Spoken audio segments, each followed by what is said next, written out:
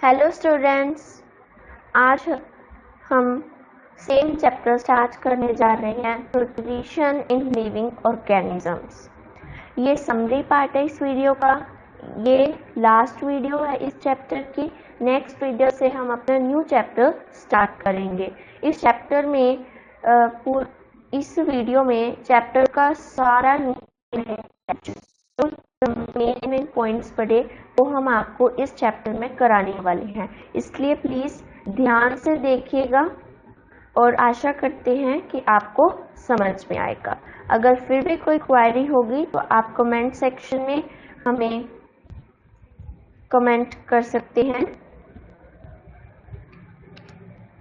तो आज हम पढ़ने जा रहे हैं keywords. This is the most important keywords from the chapter और ज़्यादातर क्वेश्चन इन्हीं कीवर्ड्स में से पूछे जाते हैं। चलिए स्टार्ट करते हैं। Autotrophic nutrition, mode of nutrition in which organisms prepare their own food. Autotrophic nutrition एक मोड है न्यूट्रिशन का जिसमें जो ऑर्गेनिजम्स होते हैं वो अपना खाना खुद बनाते हैं। Chlorophyll, green pigment present in the leaves of plants. Chlorophyll एक ग्रीन पिगमेंट होता है और ये सिर्फ ग्रीन कलर के प्लांट्स में ही पाया जाता है। और ये कहाँ प्रेजेंट होता है? लीव्स ऑफ प्लांट्स, प्लांट्स की लीव्स में। Heterotrophic nutrition, mode of nutrition in which organisms do not prepare their own food. ये एक न्यूट्रिशन का ऐसा मोड है जिसमें ऑर्गेनिजम्स अपना खाना खुद नहीं बनाते, do not prepare their own food. इस बात को ध्यान में रखना कि हेटेरोट्रोपिक न्यूट्रिशन में खाना खुद नहीं बनाते।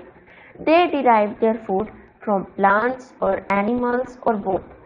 वो अपना खाना खुद नहीं बनाते, या तो वो प्लांट से ले लेते हैं या किसी एनिमल से ले लेते हैं या दोनों से ही ले लेते हैं। जैसे प्लांट से कौन लेता है? डोडर इसका एग्जाम्पल हो सकता है। डोडर एक ऐसा प्लांट है जो अपना खाना खुद नहीं बनाता, वो दूसरे प्लांट्स पर ग्रो होता है।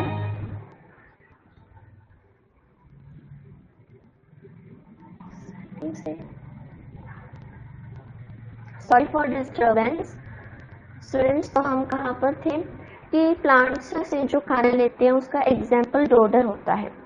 अब डोडर क्या करता है? वो दूसरे प्लांट्स पर ग्रो होता है और उनको भी हार्म पहुंचाता है क्योंकि वो उनसे compete करता है वाटर, मिनरल, सनलाइट का, इन सब का।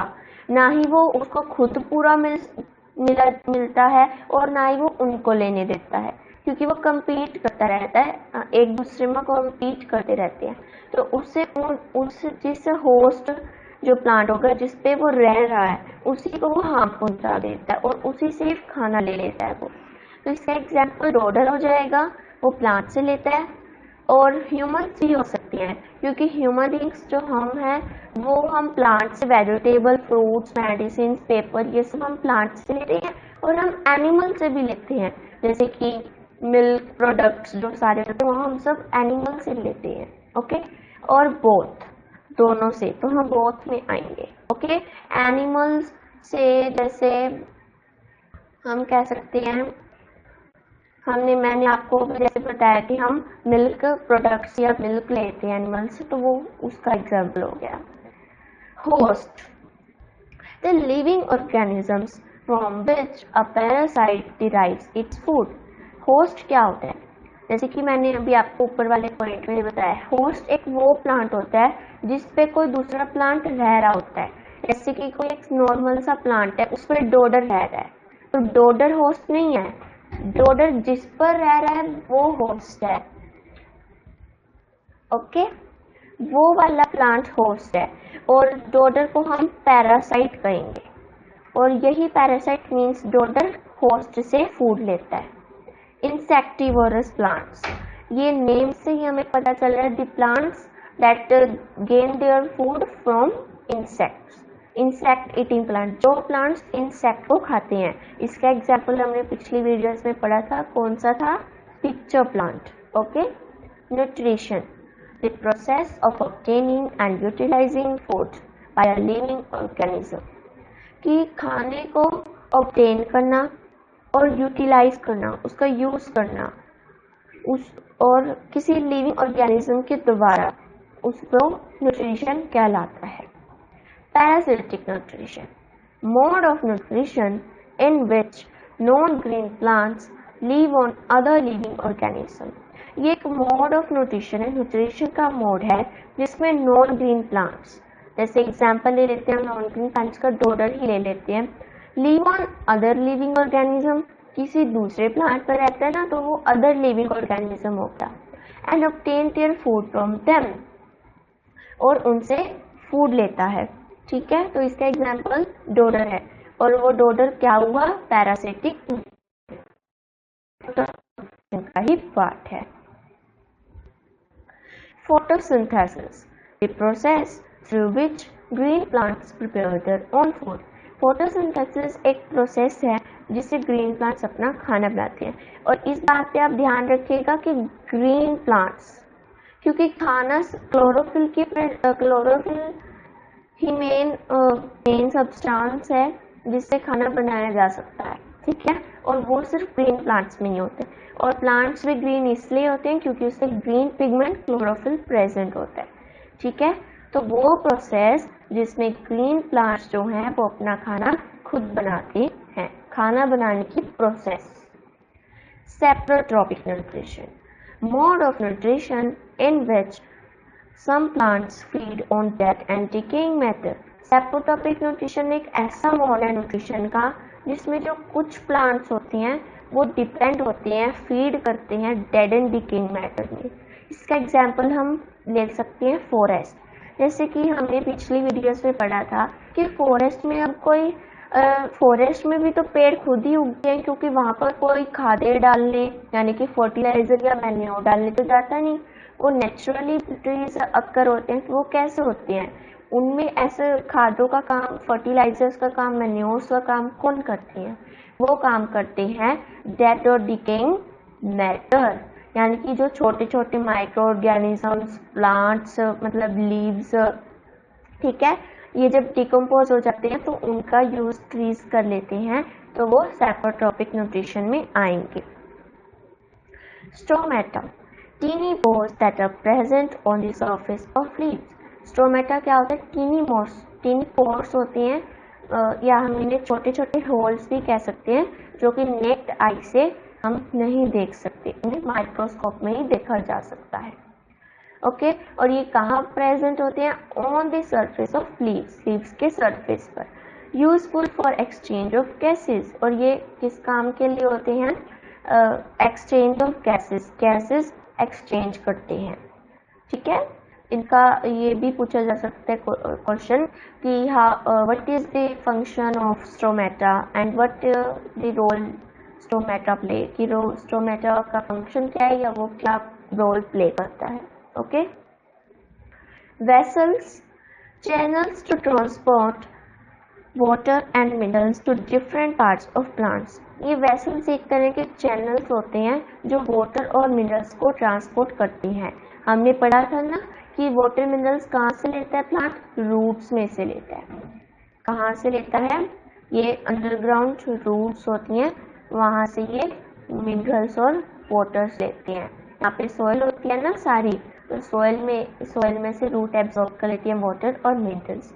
अब ये रूट में से प्लांट का जो अपर पार्ट है, लीव्स, ब्रांचेस, स्टेम, जो भी हम कहें, अब वहाँ तक पानी की भी तो जरूरत पड़ेगी ना, क्योंकि खाना तो लीव्स में बनता है, तो वहाँ तक पानी पहुँचेगा कैसे, वो इनकी वजह से पहुँचेगा, इन वेसल्स की वजह से पहुँचेगा।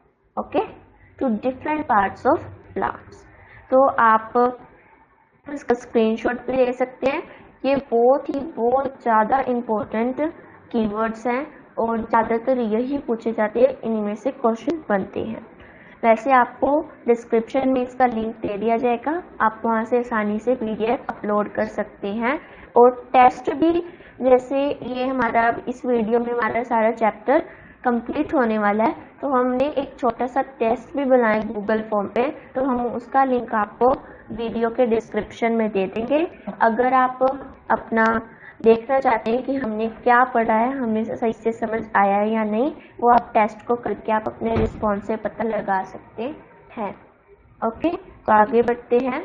ये भी मोस्ट इम्पोर्टेंट नोट्स हैं। Okay, first point is the process of obtaining utilising food is known as nutrition. कि खाना जो है उसे ऑब्टेन करना, यूटिलाइज करना, उसे न्यूट्रिशन कहते हैं। There are two types of nutrition. Nutrition दो तरह के होते हैं, ऑटोट्रोपिक एंड हेटरोट्रोपिक। अभी हमने पढ़ा ऑटोट्रोपिक जो अपना खाना खुद बनाते हैं, हेटरोट्रोपिक जो अपना खाना दूसरों से लेते हैं, दूसरों पर डिपेंड होते हैं, दूसरों से फीड करते हैं। ऑटोट्रोपिक न्यूट्रिशन ग्रीन प्लांट्स हैं ओनली, यहाँ पे ध्यान रखना। ऑटोट्रोपिक न्यूट्रिशन एक ऐसा न्यूट्रिशन है जिसमें ग्रीन प्लांट्स अपना खाना खुद बनाते हैं, किसकी प्रोसेस से? Photosynthesis, by the process of photosynthesis. Now what is photosynthesis? Photosynthesis is the process by which green plants make their own food. ये एक ऐसी प्रोसेस है जिसमें जो ग्रीन प्लांट्स हैं वो अपना खाना खुद बनाते हैं। ये बात ध्यान रखना कि बार बार ग्रीन प्लांट्स आ रहे हैं, खाना सिर्फ ग्रीन प्लांट्स ही खुद बनाते हैं। Okay, the plants use simple chemical substance. और जो ये ग्रीन प्लांट्स होते हैं ये सिर्फ कुछ सिंपल केमिकल सब्सटेंस का यूज करते हैं खाना बनाने के लिए, जैसे कि कार्बन डाइऑक्साइड। ये क्वेश्चन याद रखते हैं कि वो कार्बन डाइऑक्साइड कहाँ से लेते हैं? एयर में से लेते हैं, एटमॉस्फेयर में से लेते हैं। वाटर और मिनरल्स कहाँ से लेते हैं? सॉइल में से लेते हैं। फॉर सिंथेसिस देयर फूड, वो फूड को सिंथेसिस बनाने के लिए लेते हैं। और in the presence of sunlight या लाइट, सनलाइट की प्रेजेंस में ही। ओके, तो इसलिए आपने कभी सुना भी होगा, आपके घर में कहते होंगे कि रात को पेड़ों के नीचे नहीं बैठना चाहिए। क्यों? क्योंकि दिन में तो सनलाइट में तो वो खाना बनाते हैं, तो वो कार्बन डाइऑक्साइड लेते हैं और ऑक्सीजन रिलीज करते हैं। ये देखो हम नेक्स्ट पॉइंट पे पढ़ेंगे। ड्यूरिंग फोटोसिंथेसिस प्लांट्स टेक इन कार्बन डाइऑक्साइड। ये क्वेश्चन भी बन सकता है। इन 12 के 12 पॉइंट में से कोई ना कोई क्वेश्चन बन ही रहा है, इसलिए ये मोस्ट इम्पोर्टेंट है और हम आपको इनको अलग से करवा रहे हैं अलग वीडियो में। कार्बन डाइऑक्साइड वो लेते हैं और ऑक्सीजन छोड़ते हैं। दिस रिलीज ऑक्सीजन जो उन्होंने बनाकर हमें दिया, ये प्रोडक्ट है। फोटोसिंथेसिस होने के बाद हमें 2 प्रोडक्ट्स मिलते हैं, ये भी हमें पड़ता है। एक कार्बोहाइड्रेट जिसे हम शुगर या ग्लूकोज कहते हैं, एक ऑक्सीजन। 2 प्रोडक्ट्स हमें मिलते हैं। ओके, और ऑक्सीजन का क्या यूज बनता है बाद में? Is utilised by living organism for their survival. Living organisms के द्वारा इसे यूटिलाइज किया जाता है उनके सर्वाइवल के लिए। जैसे कि हम लिविंग ऑर्गेनिज्म में ह्यूमन बींग्स इसका यूज करते हैं, हम इसलिए जी पा रहे हैं क्योंकि हम ऑक्सीजन लेते हैं, कार्बन डाइऑक्साइड छोड़ते हैं। अब जैसे मैं आपको इससे पहले पॉइंट में बता रही थी ना कि आपने सुना होगा कि रात को पेड़ों के नीचे नहीं बैठना चाहिए, क्योंकि वो सनलाइट की प्रेजेंस में तो खाना बनाते हैं, तब वो कार्बन डाइऑक्साइड लेते हैं। लेकिन अब रात को सनलाइट तो होगी नहीं, तो वो रात को खाना नहीं बनाएंगे, तो तब उन्हें कार्बन डाइऑक्साइड वो लेते नहीं है, फिर वो छोड़ने लग जाते हैं। Okay, 6 point is heterotropic nutrition is the mode of nutrition used by some plants and practically all animals. अब ये heterotropic nutrition एक ऐसा mode of nutrition जो सिर्फ some plants, कुछ plants ही यूज करते हैं। कौन से? वो भी नॉन ग्रीन प्लांट, जो ग्रीन नहीं है। और प्रैक्टिकली मीन्स यहाँ पे प्रैक्टिकली का मतलब है एनिमल्स तो ज्यादातर सारी करते हैं। ओके, इट इज यूज्ड, और एनिमल्स के साथ साथ ह्यूमन बींग्स भी, क्योंकि कोई ह्यूमन बींग के अंदर क्लोरोफिल प्रेजेंट नहीं होता कि वो अपने आप हम अपने अंदर ही खाना बनाते हैं। हम भी तो प्लांट और एनिमल पर डिपेंड है, इसलिए हम भी हेटेरोट्रोपिक के अंडर ही आते हैं। It is used by all organisms that can not synthesise, और ये किन ऑर्गेनिज्म के द्वारा किया जाता है जो अपना खाना खुद नहीं बनाते और दूसरों पर डिपेंड रहते हैं अपने खाने के लिए। 7th is heterotropic nutrition has been subdivided, और इनको फर्दर 3 पार्ट्स में 3 कैटेगरीज में डिवाइड किया गया। कौन कौन सी? सेप्रोट्रोपिक, पैरासिटिक एंड होलोजोइक न्यूट्रिशन। सेप्रोट्रोपिक का क्या हुआ एग्जाम्पल? फॉरेस्ट हम मान सकते हैं, डेड एंड डिकेइंग प्लांट से जो अपने ग्रोथ करते हैं प्लांट्स वो वाले। पैरासिटिक से डोडर और होलोजोइक में अमीबा और ह्यूमन्स आती है। ओके, ये मैंने फर्स्ट वीडियो में आपको करवाया था, एग्जाम्पल लिखवाए थे। Organisms which derive nutrition from the body of other organisms, वो ऑर्गेनिजम्स जो न्यूट्रिशन यानी कि अपना खाना किसी दूसरे ऑर्गेनिज्म की बॉडी से लेते हैं, मतलब होस्ट। अभी मैंने पिछला आपको बताया था ना कीवर्ड्स में, वही चीज है। आर कॉल्ड पैरासाइट्स, उन्हें पैरासाइट्स कहते हैं। For example cuscuta, insect eating plants भी पैरासाइट्स में ही आती हैं। Okay, 9th one is insect eating plants insectivorous, जो इंसेक्ट खाते हैं उन्हें इंसेक्टिवोरस कहते हैं। Pitcher plant is an example of insectivorous plant, और पिक्चर प्लांट भी इंसेक्टिवोरस प्लांट का ही एग्जाम्पल है। 10th one is saprotropic nutrition is the process by which the organisms feed on dead and decaying matter।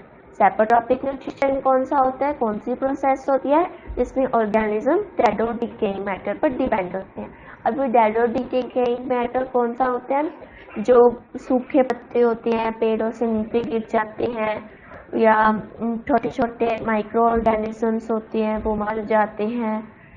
ठीक है, तो वो decompose होकर डेड एंड डिकेइंग मैटर बन जाता है, और वो फॉरेस्ट में अब फर्टिलाइजर मैन्योर तो डालने नहीं जाते, फर्टिलाइजर और मैन्योर का काम डेड एंड डिकेइंग मैटर करते हैं फॉरेस्ट में, वैसे मशरूम में भी। ओके, इन सिम्बायोटिक रिलेशनशिप, सिम्बायोटिक रिलेशनशिप भी हमने प्रोसेस पढ़ी थी। क्या होता है उसमें?